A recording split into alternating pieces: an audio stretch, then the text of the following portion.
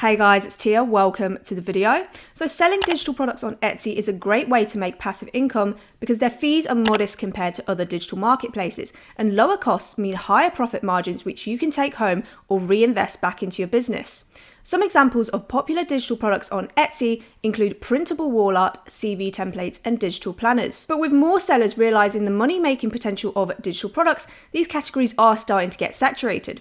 And with so many talented creators on the platform, it can be hard to stand out and catch the attention of customers. In this video, we'll be looking at some examples of unique digital products which are in demand but have less competition, some of which I've personally sold, and I'll be providing some specific insight on these so you can get in these spaces and enjoy the first mover advantage. I'm pretty sure there will be at least one idea you haven't heard elsewhere or thought of before, and there will be something for everyone here. So hopefully you can find a digital product category that you can sell but also enjoy creating. The first idea is phone and desktop wallpapers. I've sold a few phone wallpapers, and the reason I love them is because they're incredibly easy to make, even using free design tools like Canva, and you don't have to be an amazing artist. They're also very easy to reproduce in different styles. After you make your first wallpaper, you can just copy that one and change the colors or formatting. There's no need to start from scratch.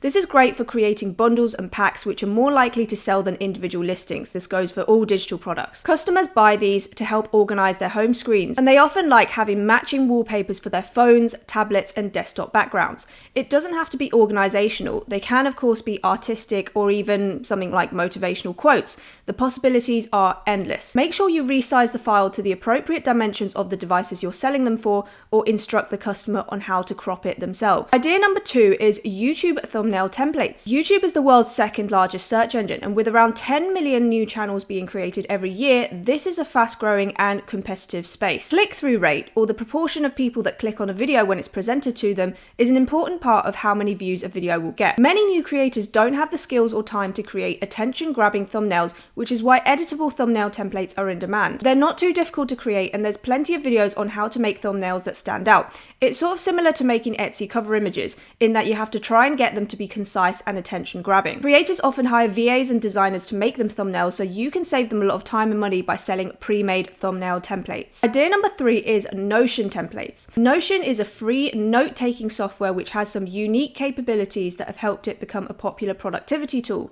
People use it for studying, planning, and budgeting. But it has so many features, and it can take ages to set up these formats and tables. Luckily, there's lots of tutorials online to help with this, and many people started out making templates for themselves to help organize their lives, and now they're selling these templates as digital products. Idea number 4 is study notes.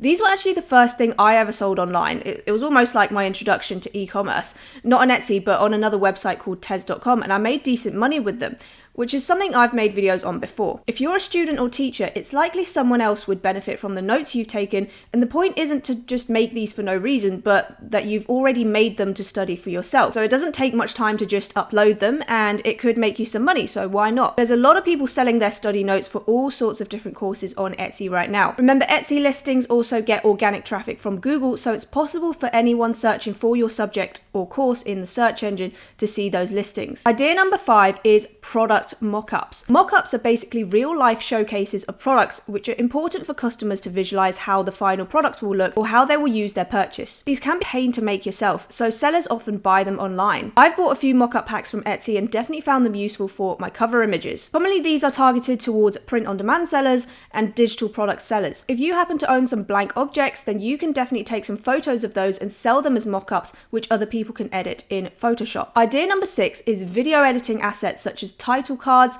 end screens, and even sound effects and transitions. Something interesting I've seen is Adobe Premiere Pro transitions, which if you've used Premiere Pro, you'll know it's great for a lot of advanced things, but the simplest of things like transitions, which is basically a drag and drop affair in something like iMovie, which I'm using right now, takes a while to build from scratch. If you're a Premiere Pro user, other editors could definitely use pre-made assets and save some time. Same thing with sound effects in music. Copyrighted sound is always an issue for content creators. For example, I've bought some sound effect packs and music online. If you have any experience making those for your own projects, then they'd definitely be worth selling. Idea number 7 is fonts. I've been selling these for a while now, and as I've said before in previous videos, I think they're great to sell because they have a sort of well-balanced barrier of entry. That's like the only way I can think of putting it. And by that, I mean, it takes time to learn how to make a font, but more than other product categories.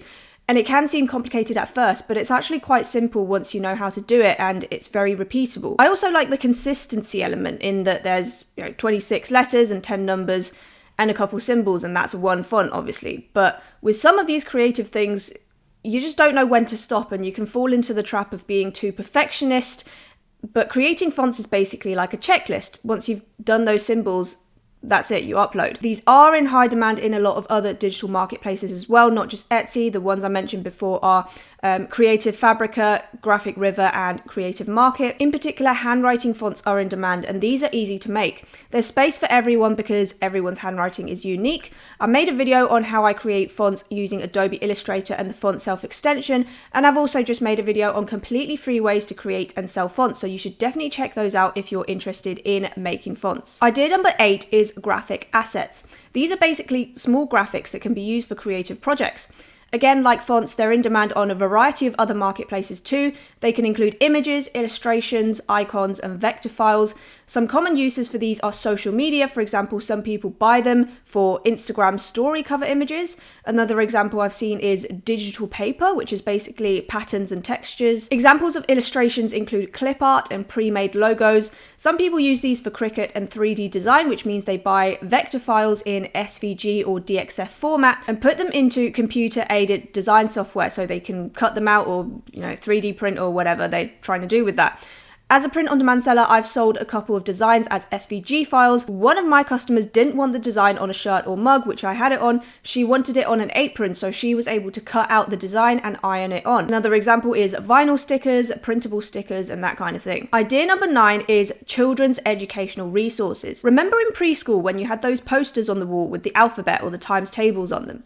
These are in demand not only in schools, but in families with young kids all around the world. They're usually pretty big and have a lot of bright colors, but not a lot of content because kids won't read that, so it shouldn't be too hard to design for. You can target certain age ranges like kindergarten, preschool, even middle and high schoolers need these. Alongside the revision notes that I sold on Tez, I remember making a few science posters, something like basic science facts for GCSEs, which was sort of the middle school exams we had in the UK. So again, these are perfect to make if you're a student. The final digital product idea is coloring books. If you're artistic and you like sketching or drawing, then this might be the product for you. I remember as a kid, I liked making digital art, but only the line art. I hated having to color stuff in, but there are definitely people that will want to color in for you. A lot of kids obviously, but adults also find this relaxing and therapeutic. You can definitely market to a different audience by creating books around certain themes and imagery. They don't have to be whole books, obviously. You can sell individual sheets or bundles of sheets. Activity books are sort of a similar thing. Basically, anything that someone can print out and fill in to pass time are pretty sought after nowadays and fun to make as well. That's it for today. A lot of unique digital product ideas to sell on Etsy. The sky's the limit with these, really. Comment down below if any of these piqued your interest, and I'll see you in the next video.